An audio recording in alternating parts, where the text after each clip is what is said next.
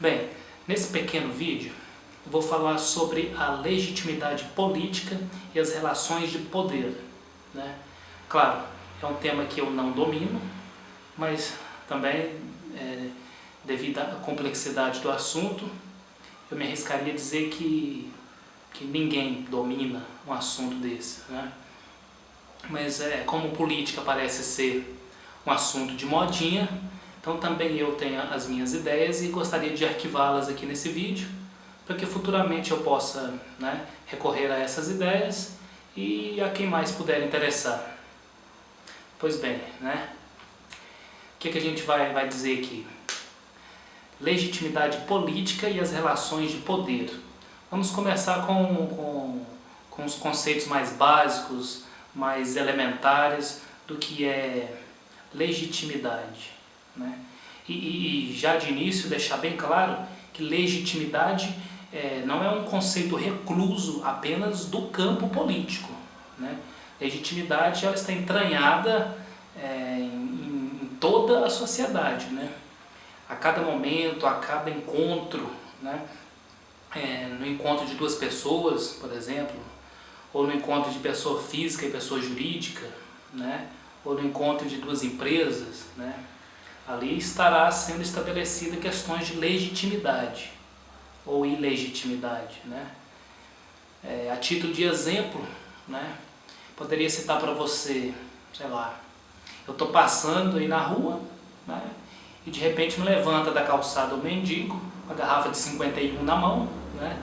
Me aborda e diz que vai me falar sobre física quântica, né? Então, eu não vou dar bola para aquilo, né? Eu vou passar reto, vou seguir o meu caminho, né? Um mendigo, né, vem me falar sobre física quântica, né? Eu não vou reconhecer aquele sujeito como legítimo para me falar sobre aquilo, né? Pode até ser uma visão preconceituosa, né? De repente o cara é formado, né? De repente foi justamente a sua formação em física num país como o Brasil que o levou à mendicância e ao alcoolismo, né? Não se sabe, mas eu vou tocar para frente, né? Não vou reconhecer a legitimidade daquele sujeito. Ainda vou citar outro exemplo ainda mais caricato, para ficar bem ilustrativo. Chega uma criança de 10 anos para a mãe e ordena de forma veemente: faça todos os seus trabalhos domésticos, né? Lave a roupa, passe a roupa, faça o almoço, senão você vai ficar de castigo e ainda vai levar uma surra, né? O contrário, sim, seria permitido, né? A mãe educar os seus filhos e, eventualmente, fazer o uso da punição como uma ferramenta, né? Agora, um filho ter uma autoridade desse nível no seio familiar, a nossa cultura não permite. Não permite, né? Então, isso que eu acabei de dizer significa o quê? Que ninguém tem legitimidade para nada? Não, claro que tem, né? O que acontece é o seguinte: a legitimidade ela está distribuída dentro da sociedade de uma maneira desigual, né?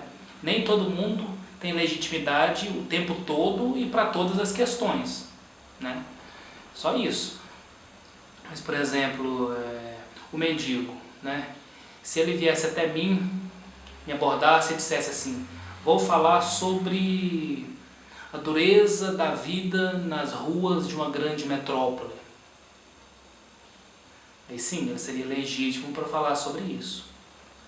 A criança poderia falar talvez sobre o que ela acha da escola, né? Suas expectativas para as férias de fim de ano, né? Ou coisas dessa natureza, né? Então você percebe que a legitimidade ela está presente em todas as relações sociais, por mais banais e triviais que sejam. Perfeito? Tranquilo? Beleza, né? Um autor que vem nos falar justamente sobre isso, do qual eu vou me valer agora, é Max Weber. Max Weber escreveu em 1920 uma obra chamada Economia e Sociedade, né? É um livro de leitura razoavelmente fácil, né? Um livro que tem PDF aí na internet, né?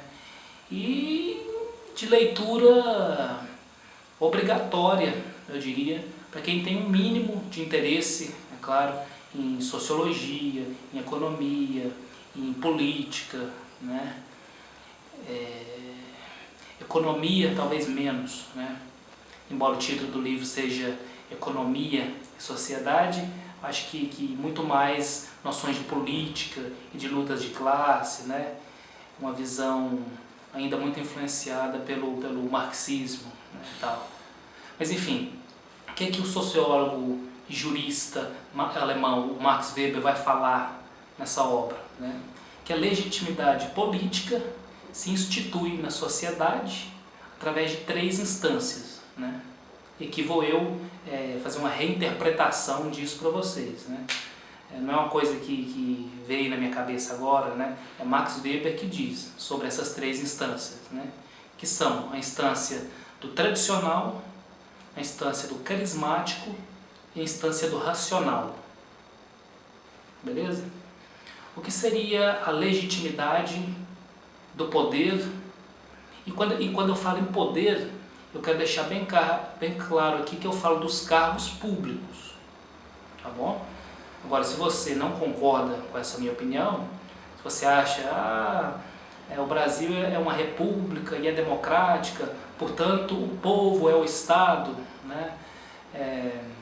Os políticos eleitos por voto direto, ou os juristas, ou os concursados estão lá nos cargos públicos para efetivar a vontade do povo, para melhorar a sociedade e tal e tal. Então desconsidere tudo o que eu vou dizer, né? Agora, se você se simpatiza com essa ideia de que cargos públicos é igual a poder, então presta atenção, tá? Vamos lá às instâncias. Instância do tradicional. O que nos diz? Manda quem sempre mandou.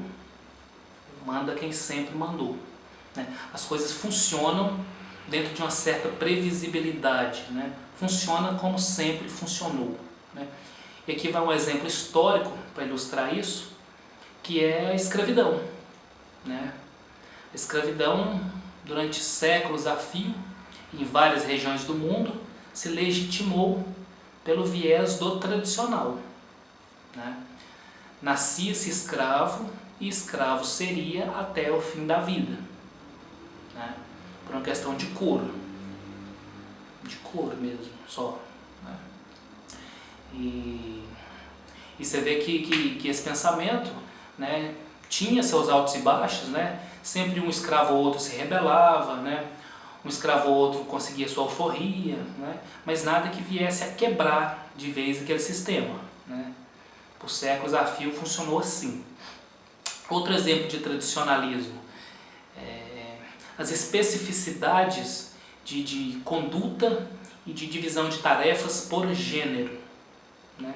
Ou seja, mulher lava, passa, cozinha, usa maquiagem, usa brinco e gosta de assistir novela, né? Homem trabalha na construção civil, né? Usa calça e boné e gosta de futebol, por exemplo, né? São pensamentos tradicionalistas, né? Agora, exemplos dentro do campo político, que é o que eu me proponho a falar, né? Aí você pode imaginar essas pessoas que se perpetuam no poder, né? Sarney, a família Sarney, né? Você pode imaginar Paulo Maluf em São Paulo, né? O cara já foi secretário de um monte de coisa, o cara já foi prefeito da cidade de São Paulo, o cara já foi governador do estado de São Paulo, deputado federal, por aí vai, né? Baseado em quê? Rouba, mas faz, né? Não tem muitos melhores que ele mesmo, né? Tal. Um pensamento conservador, né? Aliás, o que sustenta, né, o tradicionalismo é sempre um pensamento conservador, é um pensamento do homem médio, né? Me valendo aqui de um jargão do campo jurídico, né? É o que pensa o homem médio, né? E podemos ainda usar um exemplo mais próximo da minha realidade, né? Eu sou natural de uma cidade chamada João Pinheiro, né? E lá durante mais de 3 décadas, né? Durante 32 anos, né? A prefeitura ficou na mão de 3 pessoas, né? José Carlos Romero, João Batista Franco e Manuel Neto, né? E então, apesar de haver aqui uma certa rotatividade do poder, né? 30 anos, 32 anos para 3 pessoas, mostra claramente que é uma sociedade com viés tradicionalista, conservador, né? Então, João Pinheiro ficou aí por esse tempo todo na mão dessa tríade, né? João, Zé e Mané. Tranquilo? Entenderam a primeira instância de Weber? Beleza. Segunda instância proposta pelo alemão, a instância do carismático, do líder carismático. Aí quem podemos pensar aqui, né? É um líder carismático? Jesus Cristo, né? Alguém conhece Jesus Cristo? Já ouviu falar? Né? Um líder extremamente carismático, né? Porque... não. Vamos usar um outro exemplo aqui que não seja religioso, né? Uma figura real, né? Um exemplo que eu tinha pensado aqui para falar, um líder carismático é Lampião, né? O cangaceiro Lampião. Reza as lendas que ele era extremamente carismático, né? Sorridente, de fala fácil, né? E você há de convir comigo que pro cara convencer um bando de homens e mulheres a sair pelos sertões cometendo crimes, uma certa simpatia seria necessária, né? Não é muito fácil de fazer uma coisa dessa, né? Então era um líder carismático, independente do seu viés sanguinário, né? Seu viés antissocial, né? Mas enfim, vamos procurar um líder aqui mais exemplar, né? Martin Luther King. Martin Luther King foi um líder extremamente carismático, né? Lutou pelos direitos dos negros, né? Lá nos Estados Unidos e tal. Mahatma Gandhi era carismático também e tal. E no campo político, né? Quem poderia... um outro exemplo ótimo. O Papa, né? O Papa é um ótimo exemplo, né? Porque ele é um líder religioso e ele é um líder político também, né? Então é um exemplo extremamente ilustrativo, né? Esse Papa agora, o Papa Francisco, extremamente carismático, né? O cara conta piadas, né? O cara anda a pé, né? Ele falou um dia desses aí que se ofendesse a mãe dele, ele daria um soco, né? Uma coisa assim, tá? Então é um Papa carismático, é um Papa quase humano, né? É um Papa quase humano, né? E é isso, né? Ele usa, né, aquela saiona dele lá, beleza, né? Aquele chapéu, né, em formato fálico, né, e tal, mas são indumentárias necessárias, né, para legitimá-lo como um líder religioso, né? Faz parte da encenação do personagem que ele topou encarnar, né? Mas independente de qualquer coisa, é carismático, né? A Igreja Católica em si, se você for pensar bem, ela tem sistematicamente saído do modelo tradicional e entrado no modelo carismático de legitimidade e de liderança, né? Você imaginar que, sei lá, se você tem 40 anos ou um pouquinho mais e tal, se você fosse em uma missa uns 40 anos atrás, você correria o sério risco de encontrar lá um padre holandês ou polonês celebrando a missa de costas para os fiéis e em latim. Sério.